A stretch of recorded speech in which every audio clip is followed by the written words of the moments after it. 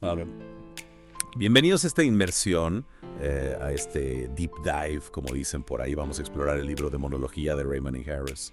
Para Ándale. entender qué dice la Biblia sobre los demonios, sobre si todavía andan por ahí, Ajá. y cómo se relacionan con la idolatría y la brujería. ¿Qué te parece? Me parece perfecto. Es un tema que siempre ha causado mucha curiosidad y controversia. Simón, que sí.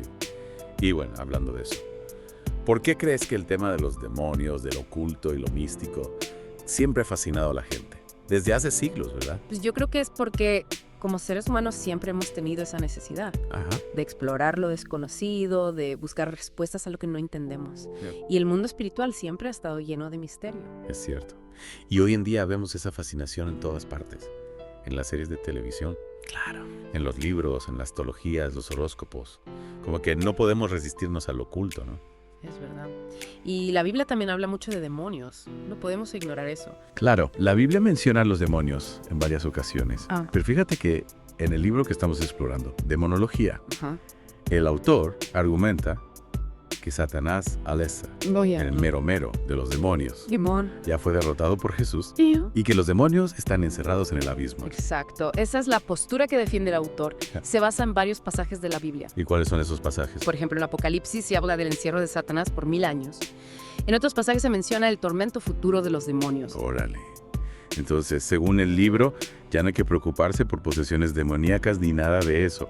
¿O qué onda? Pues el autor plantea que muchas de las supuestas posesiones que se ven hoy en día ¿Ara? podrían ser en realidad enfermedades mentales o trastornos psicológicos, Ya veo. o incluso simple engaño. O sea que no todo lo que parece demoníaco realmente lo es. Exactamente. Hay que tener mucho cuidado al interpretar este tipo de fenómenos. Eso me deja pensando.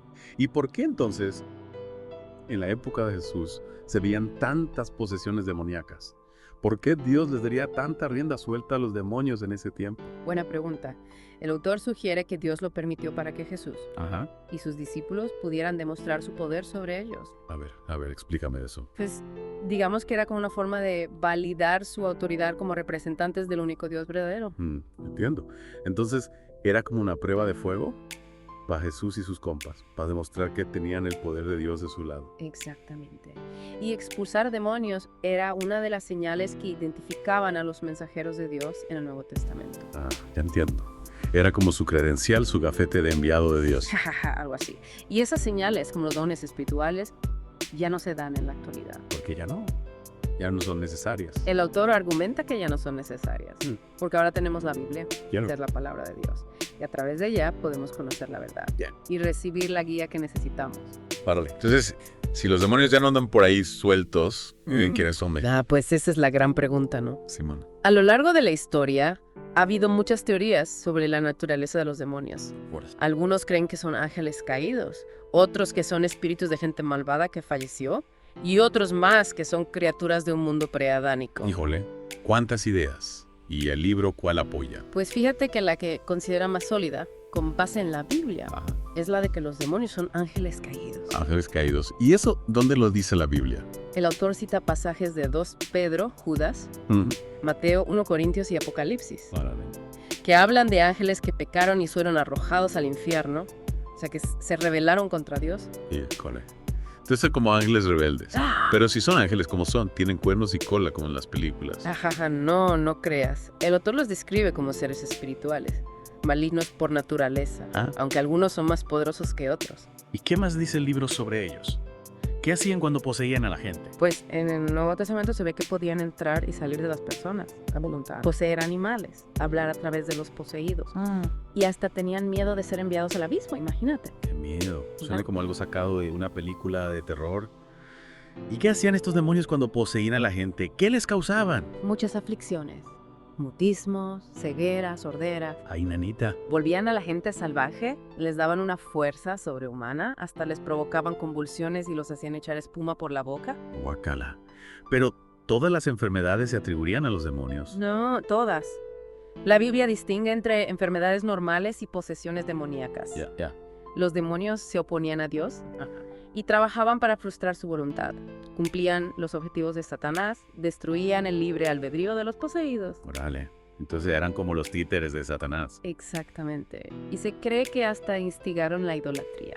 Imagínate los demonios metiendo ideas en la cabeza de la gente para que adoraran a falsos dioses. Órale. Entonces Satanás fue el que inventó la idolatría. El autor menciona esa posibilidad. Cierto. Dice que si Satanás intentó que Jesús lo adorara a cambio de poder.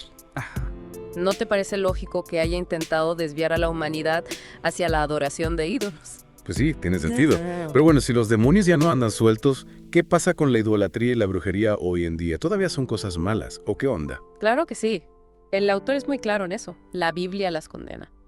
Porque es como si le diéramos la espalda a Dios. Ajá. Y pusiéramos nuestra confianza en cosas que no tienen ningún poder real. Entonces, cosas como la astrología, los horóscopos, la lectura del tarot, todas esas cosas están mal vistas por Dios. Exactamente.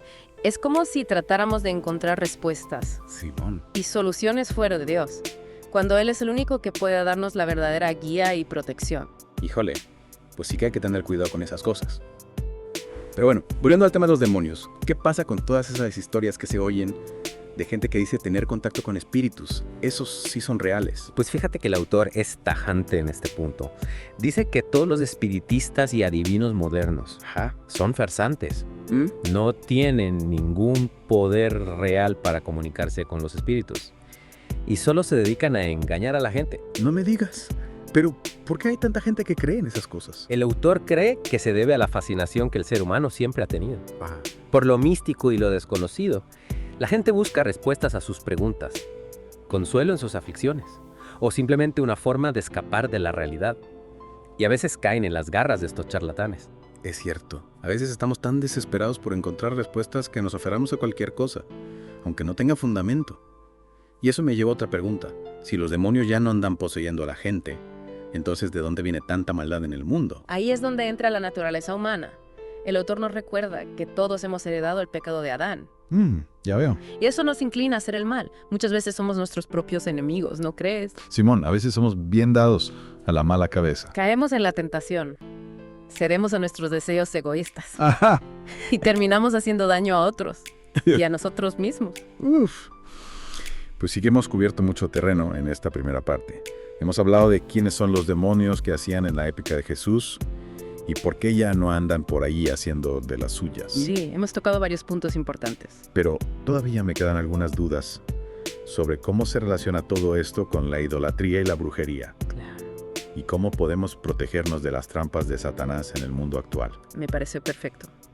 ¿Qué te parece si en la siguiente parte de nuestra inmersión profundizamos en esos temas? Me parece una excelente idea.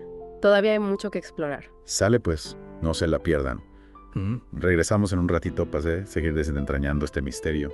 Fíjate que me quedé pensando en lo que decías de la maldad en el mundo. Si ya no hay demonios sueltos, ¿por qué vemos tanta violencia? Tanta injusticia, tanto sufrimiento. A veces uno se pregunta de dónde sale tanta maldad. Simón, si los demonios ya no andan por ahí poseyendo gente, ¿por qué seguimos viendo tantas cosas terribles? En las noticias, en nuestra propia vida. ¿De dónde viene? Pues el autor nos recuerda que aunque ya no estén activos como en la época de Jesús, el mal sigue presente en el mundo. Pero ahora a través de la naturaleza pecaminosa del hombre. ¿Te refieres a que nosotros mismos somos los responsables de tanta maldad? En parte sí. La Biblia nos dice que todos hemos heredado esa naturaleza pecaminosa de Adán. Y eso nos inclina a hacer cosas malas, a veces sin darnos cuenta. Es cierto. A veces actuamos sin pensar y terminamos lastimando a los demás o metiéndonos en problemas. Es como si tuviéramos una vocecita dentro de nosotros que nos tienta a hacer lo incorrecto. Exacto. Y aunque ya no haya demonios poseyendo gente, Satanás sigue activo en el mundo. Como un león buscando a quien devorar, dice la Biblia, él nos tienta y trata de alejarnos de Dios. Entonces, aunque Satanás ya no pueda poseernos, sigue siendo un peligro. Así es. Por eso es tan importante estar alerta, fortalecer nuestra fe y resistir sus tentaciones. El autor del libro dice que la clave para vencer a Satanás es acercarnos a Dios. Me gusta esa idea. Es como si al acercarnos a Dios nos pusiéramos una armadura que nos protege de las trampas de Satanás. ¿Y qué hay de la idolatría y la brujería hoy en día? ¿Siguen siendo cosas malas a los ojos de Dios? Claro que sí. El autor es muy firme en eso. La Biblia las condena, porque es como si le diéramos la espalda a Dios y pusiéramos nuestra confianza en cosas que no tienen ningún poder real. Entonces, cosas como los horóscopos, la lectura del tarot, o consultar a brujos o chamanes, todas esas cosas están mal. Así es. Es como si tratáramos de encontrar respuestas y soluciones fuera de Dios. cuando Él es el único que puede darnos la verdadera guía y protección. Híjole, pues sí que hay que tener cuidado con esas cosas. Pero ahora que lo pienso, ¿qué pasa con la gente que dice que puede comunicarse con los espíritus? O que practica exorcismos. ¿Son reales esas cosas? Pues fíjate que el autor es muy claro en este punto. Dice que todos los espiritistas y adivinos modernos son farsantes, que no tienen ningún poder real para comunicarse con los espíritus. Órale, entonces todo eso es pura charlatanería. El autor cree que sí. Dice que estas personas se aprovechan de la gente, que está buscando respuestas o consuelo, y que muchas veces lo que hacen es causar más daño que beneficio. Qué fuerte. Pero ¿por qué hay tanta gente que cree en esas cosas? Pues el autor cree que se debe a que el ser humano siempre ha sentido curiosidad por lo místico y lo desconocido. La gente busca respuestas a sus preguntas, consuelo en sus aflicciones, o simplemente una forma de escapar de la realidad. Y a veces, en esa búsqueda, caen en manos de personas que se aprovechan de su vulnerabilidad. Es cierto, a veces estamos tan desesperados por encontrar soluciones, que nos aferramos a cualquier cosa, aunque no tenga mucho sentido. Y eso me lleva a otra pregunta. Si los demonios ya no andan poseyendo a la gente, ¿cómo explicamos la existencia del mal en el mundo? Buena pregunta. El autor nos recuerda que aunque los demonios ya no están activos como en la época de Jesús, la raíz del mal se encuentra en la naturaleza humana. Todos hemos heredado el pecado de Adán. Y eso nos inclina a hacer cosas malas, a veces sin darnos cuenta. Es decir, que el problema está en nosotros mismos. En parte, sí. La Biblia nos dice que todos nacemos con una tendencia a pecar, a elegir el camino equivocado. Es como si tuviéramos una batalla interna entre el bien y el mal. Y muchas veces, por desgracia, el mal gana. Pero no solo eso, también hay que recordar que Satanás, aunque ya no pueda poseernos, sigue activo en el mundo tentando a la gente, tratando de alejarla de Dios. Entonces, aunque Satanás ya no pueda meternos ideas en la cabeza como si fuéramos títeres, sigue siendo un peligro. Exactamente. Por eso es tan importante estar alerta, fortalecer nuestra fe y resistir sus tentaciones. El autor del libro enfatiza que la clave para vencer a Satanás es someternos a Dios. Me gusta esa idea. Es como si al acercarnos a Dios nos pusiéramos una armadura que nos protege de las trampas de Satanás. Exactamente. Y fíjate, aunque el mal siga presente en el mundo, Dios nos ha dado las herramientas para enfrentarlo. Tenemos su palabra para guiarnos, su Espíritu Santo para fortalecernos y la promesa de que siempre estará con nosotros. Pues sí que hemos cubierto mucho terreno en esta segunda parte. Hemos hablado de la naturaleza humana, la influencia de Satanás y cómo Dios nos da las herramientas para enfrentar el mal. Pero todavía me queda una duda. Si los demonios ya no andan por ahí haciendo de las suyas, ¿cómo se explica que haya gente que dice haber visto fantasmas, apariciones o cosas así? Esa es una pregunta muy interesante y creo que es un buen punto de partida para la tercera y última parte de nuestra inmersión en la demonología. Perfecto. No se pierdan la última parte de este episodio, donde seguiremos explorando estos misterios. Ahora pues ya estamos de regreso para la última parte de esta inmersión en el mundo de la demonología. En la parte anterior nos quedamos con la duda de cómo explicar las historias de gente que dice haber visto fantasmas, apariciones, si los demonios ya no andan sueltos. Simón, es una pregunta que da mucho que pensar, porque nos hace preguntarnos qué hay detrás de esas experiencias, ¿verdad? Ajá. El autor nos invita a ser cautelosos, a no atribuir todo lo inexplicable a los demonios. O sea que no deberíamos de creer en todas esas historias de fantasmas. No se trata de creer o no creer, sino de analizar las cosas con cuidado. Ya veo. A veces lo que parece una experiencia sobrenatural puede tener una explicación más sencilla. A ver. Dame un ejemplo. Por ejemplo, hay gente que confunde los sueños con la realidad o que se deja llevar por la sugestión. También hay que recordar que nuestra mente puede jugarnos trucos, especialmente si estamos cansados, estresados o si hemos pasado por alguna situación traumática. Es cierto, a veces uno ve cosas que no son, o se imagina cosas por el miedo. Pero, ¿y si no hay otra explicación? ¿Y si realmente están viendo algo sobrenatural? Pues ahí es donde entra la importancia de la fe y la oración. Si realmente estamos enfrentando una situación espiritual, lo mejor que podemos hacer es buscar la protección de Dios. El autor nos recuerda que Dios es más poderoso que cualquier fuerza del mal y que si confiamos en Él, no tenemos nada que temer. Tienes razón. Al final, la fe es nuestra mejor arma contra cualquier amenaza, ya sea real o imaginaria.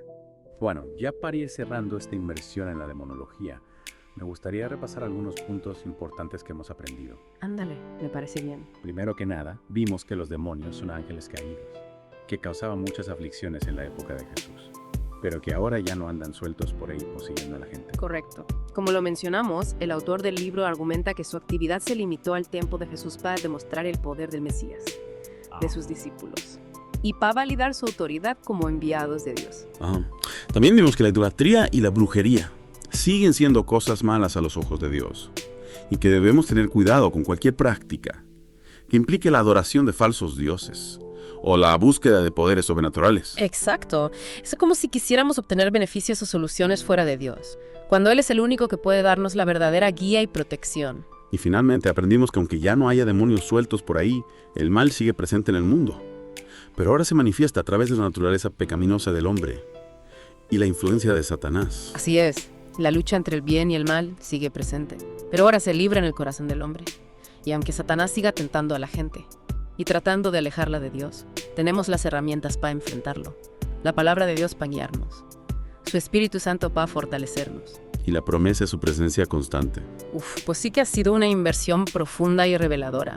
Hemos aprendido mucho sobre los demonios, la idolatría, la brujería y sobre todo la importancia de la fe y la oración para enfrentar cualquier desafío espiritual. Me alegra que te haya gustado este viaje al mundo de la demonología.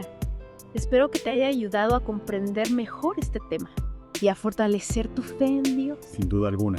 Y a todos ustedes que nos acompañaron en esta inmersión, les agradecemos por su atención. Esperamos que esta información les sea de utilidad para discernir la verdad en un mundo lleno de misterios y desafíos espirituales. Nos vemos en nuestra próxima inmersión. Hasta pronto. Órale.